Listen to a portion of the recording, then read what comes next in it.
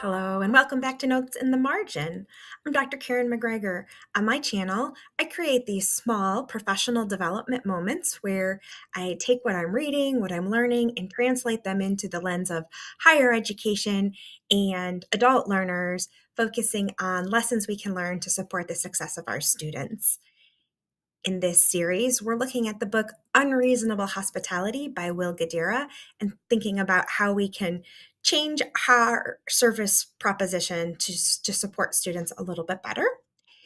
This is a turning point in the series. So far, we looked at what it means to become unreasonable, service versus hospitality. We looked at Hasselhoff moments or moments of friction, and we looked at bespoke service and how it makes you feel. And today, I'm going to introduce and bust a myth that the problems that students face in higher education build character, and that this is a rite of passage and thereby a good thing.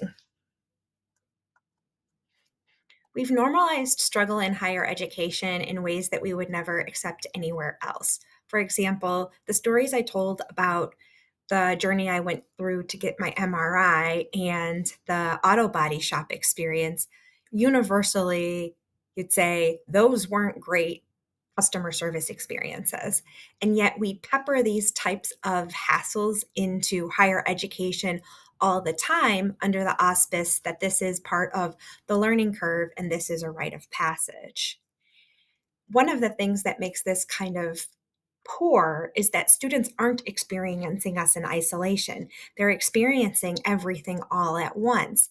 So life is happening, all of those little things that are happening, like the auto body and the medical and the other responsibilities that students are facing and their education. So anything that we can do to smooth out the experience for students will help them persist at our institutions. Students don't leave because of one thing, they leave when everything hits all at once. We need to make sure we're not part of the problem.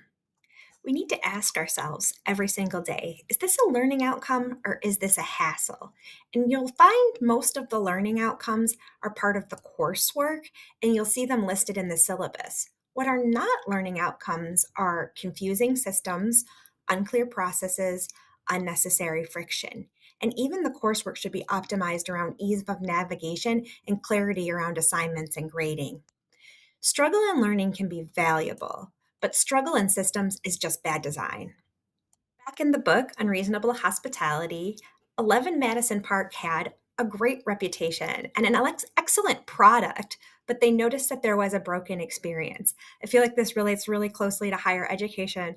A lot of times we have really great programs and really good reputations, but there might be some broken elements of our experience.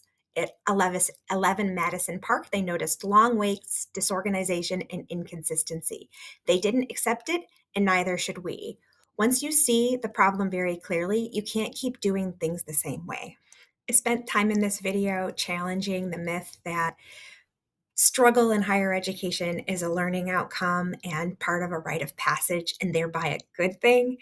As we move forward in the series, we're going to look at ways to smooth out the struggle and provide that unreasonable hospitality that our students deserve. So I'm going to leave you with a margin question.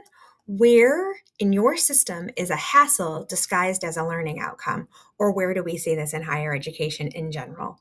I look forward to seeing you in the next video, and I will see you in the margins. Like and subscribe, friends. Bye-bye.